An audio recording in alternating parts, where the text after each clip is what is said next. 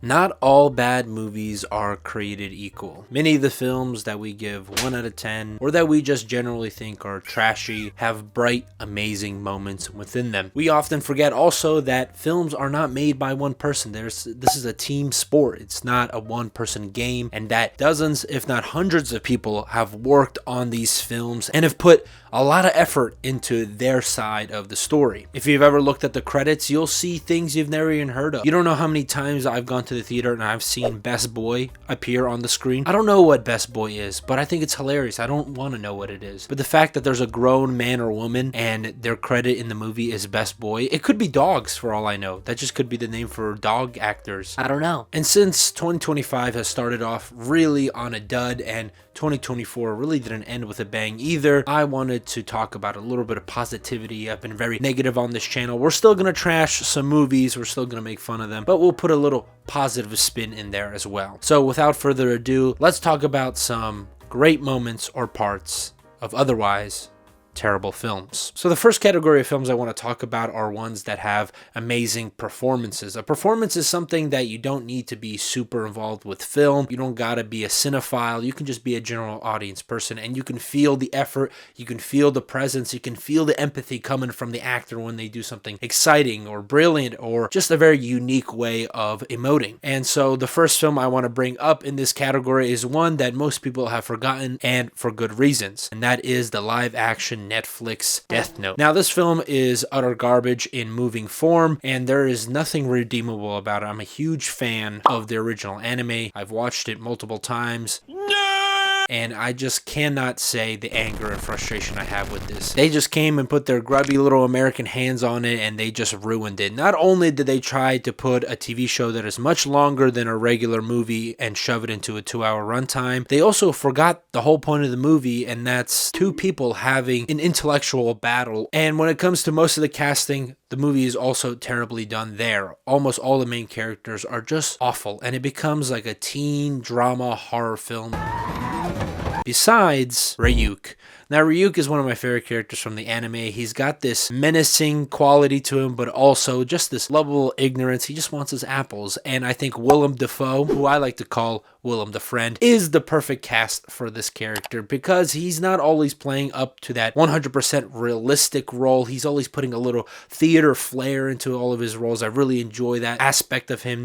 If he's playing in big blockbuster movies or small indies, he's always putting a unique spin to his performance. And I think that's what makes him so menacing in this lovable way. That's why he's so good at playing the Green Goblin. And I think he captures Ryuk's energy perfectly here. It sucks that they ruined his character and barely give him any dialogue, and he's not enough in this film. He's gay. But if they ever do plan to make a TV show, Netflix, about it, I would love to see Willem Dafoe return. He stole the show here. I just feel like you could go to dinner with this guy and you could talk about anything and he won't make it awkward. He just seems like a very down-to-earth feller. Now, of course, we can't talk about trashy films without at least bringing up one Marvel film. And I want to bring up a film that not only has one, but I would say 3 underused actors. I mean, Marvel has a case of maybe a dozen actors that are underused, but I believe that the original Doctor Strange has 3 of them, but the one that I want to talk about is Mads Mikkelsen's the man, the myth, the legend. I love this man. His name is just epic. He's just so stoic. He's so terrifying, but he's also just like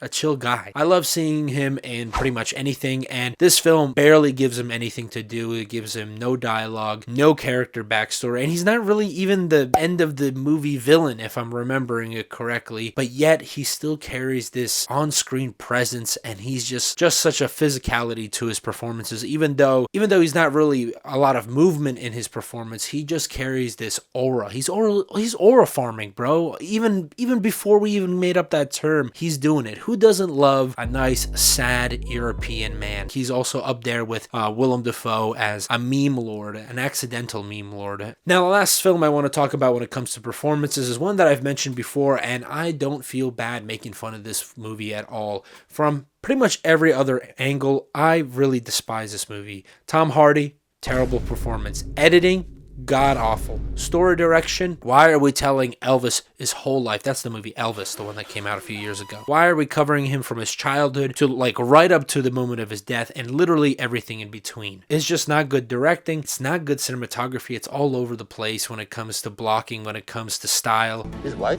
What do you think, Texarkana? I still kept my promise. I brought the world to him.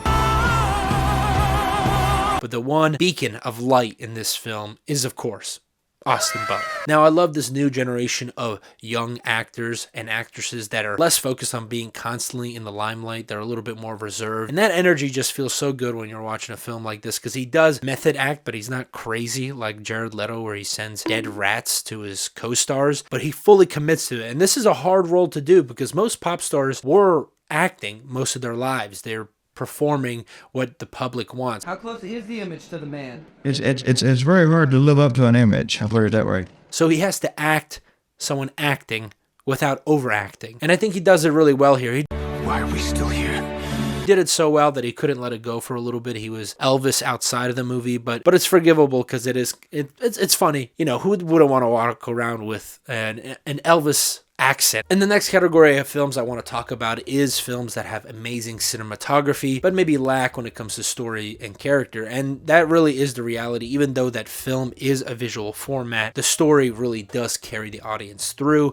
You can't just look amazing. You have to be telling something of substance. And the first film I would want to put up is a film that's very experimental. I enjoy films that do something a little bit different. And some people might disagree with my opinion here, but I think that Sucker Punch has some very unique aspects when it comes to its visual format. It definitely captures that video game vibe. It definitely captures that graphic novel vibe. It is ahead of its time. I think America is just stuck in this realism. Everything has to look real. If it doesn't look like my mundane life, how can I believe it? How can I trust in it? The only thing I don't like about this movie when it comes to the visuals is that I wish it was rated R. Then the director, I believe it's Zack Snyder, could have gone a little bit further with some of the visuals, really engaging with the audience. It definitely does something completely unique in the same way that Speed Racer also would be a good spot for this category, but I think the story there is actually a little bit better. But this story really sucks here. It's about like lobotomy. It's like a romantic lobotomy. I don't know, but I really like the video game aesthetics. Over reliance on CGI, actually, I would count that as a benefit here. Not every film has to look 100% realistic, and I think it would be really interesting as the video game genre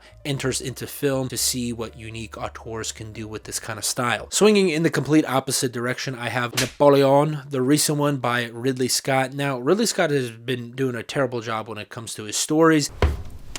Beautiful life. But he still has that epicness in him, and this film is really epic. I love all the battle scenes. I love all the violence in this film, especially that last scene where they've got the squares with the cavalry charge. Oh, it just looks so amazing. That square is actually really realistic when it comes to historical stuff. The rest of the story maybe not so much, but I just enjoy the epic scale of it. I wish more stories had this kind of grandeur scale. We don't have those historical films anymore where they're just so larger than life. They capture just a whole civilization, a whole time period with just the battles and the scenes. It's just amazing. And I wish Ridley Scott, who kind of pioneered this with films like Kingdom of Heaven and the original Gladiator, I wish he still had that story aspect in him, because I think he would have revived it. But that's two flops for him. But Napoleon, I still think, is a beautiful film with its framing, and it's just a very classy vibe to it. I really enjoy it. Sadly, the story really sucks, which isn't surprising. It's a British person telling the story of a French guy. If you don't know, they've had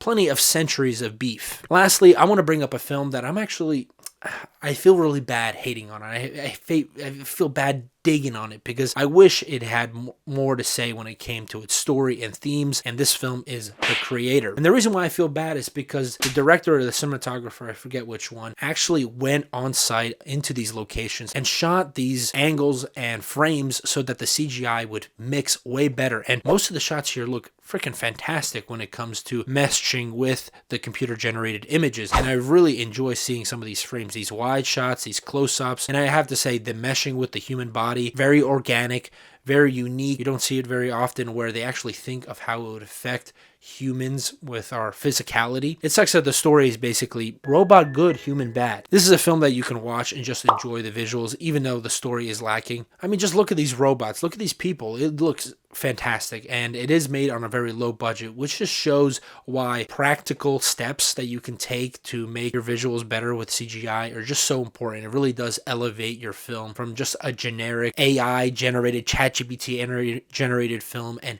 takes you up a step higher. Next time, whoever the cinematographer, director, just get a better script, and I think your film will be 10 times better. Your visuals are amazing. Now, the last category of films I want to talk about are films that have just a great concept or premise, but just failed to deliver on that premise. I think this is the category that probably holds the most amount of films that piss us off when they flop or they suck, because in our imagination is just so much more potential. One that I've been sitting on for multiple years, and something that I think about probably way too often for an adult to think about, is the film Jumper, which I believe came out in either 2008 or 2009. And it's about a guy who's able to teleport to places that he sees or places that he has photos of. And that itself is just an amazing concept. We have so many TV shows and so many movies about people moving things with their mind or reading people's minds, but we rarely explore teleportation. There was an X-Men movie where they explored it for like 5 seconds, and then Hollywood said, no more teleporting. But there's just so many things you could deal with, this moral dilemmas. You could be put into so many crazy scenarios, and it's just an amazing system, I think, for combat. This film explores that just a little bit, barely touches the surface in my mind. I think there's so much more you could do with this concept, and you could take it into a whole new franchise. Hollywood, you love franchises. Make this a franchise. I would love it. Let me direct it. I'll do it. I love this. I've been thinking about this almost every single day. Stop it. Get some help. I know it's a little crazy, but I just love this idea. It's such a great idea, and it's underutilized as a power system. Next up, I've got something that's a little bit more intellectual. It's a little bit more philosophy-based. Touches the smarter, wiser side of you, and this is the film Prometheus. Now, Prometheus falls on its face because the characters are all stupid, and for some reason, Ridley Scott, I didn't mean to bring him up twice in one video, but it would make sense for this type of video to put him in there. But for some reason, he just can't write characters that aren't completely brainless. And Prometheus just tackles so many interesting ideas. Creator versus created, faith versus science, the origin of the human species. It was one of the original films that actually started tackling more interesting ideas when it came to artificial intelligence. There's so much, but it just ended up becoming a very boring prequel where people didn't know how to run to the left or to the right, or shoving their faces in front of alien, unknown species and plants. It's just like, you had something here. You literally could have revived the Alien franchise in one fell swoop. And the last film that I would love to talk about, wait, what is it? Oh, The Happening.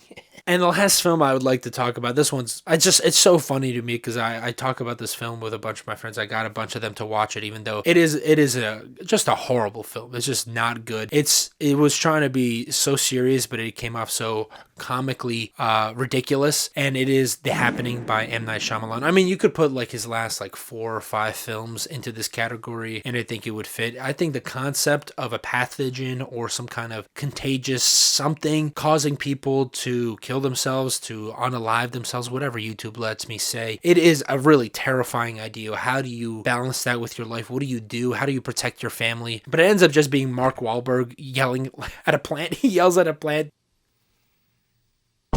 A lot of these death scenes that are supposed to be horrific, they're supposed to be just, they're supposed to like, fill you with terror and dread. They just come off so funny. Especially like there's this one scene where a guy, he jumps into a lion pit and he gets killed by a bunch of lions, and it's supposed to be like this terrifying moment, but it just comes off as just so funny. Another dude jumps in front of a lawnmower. It's just, it's really bad. Mark Wahlberg and the female actress, I forget her name, I think it's Zoe something. Her and Mark just do not mix well at all. Plan on murdering me in my sleep? What? No. A film with terrible dialogue, terrible direction, and terrible acting is just, it's guaranteed to flop. And then the fact that its main horrific element becomes so comical. But the concept here, the concept of a suicidal pathogen, is really interesting. And I think maybe someone with a little bit more sense of tone or theme would do a much better job with this kind of concept. But that's it for me. Those are the 3 categories, 3 films in each category that I think overall those films are pretty bad, but they have shining moments. A little bit of diamond in the rough, I guess you could say, in those films. Let me know what films you think are bad but still have some great moments. Let me know whether the picks I chose are good picks for what I'm talking about here, if you disagree or if you agree. Let me know all that in the comments down below. And as always, if you enjoy what I do here, hit a like, subscribe. It really helps out. I'm trying to reach a certain goal with counties. I think my next county that I have to beat is 614 subscribers, so I'm trying to reach that goal someday. But if you really love what I do here, you can always support me financially. You can buy me a coffee. That'll be in the description down below. As always, love you. Godspeed. I'll catch you in the next one.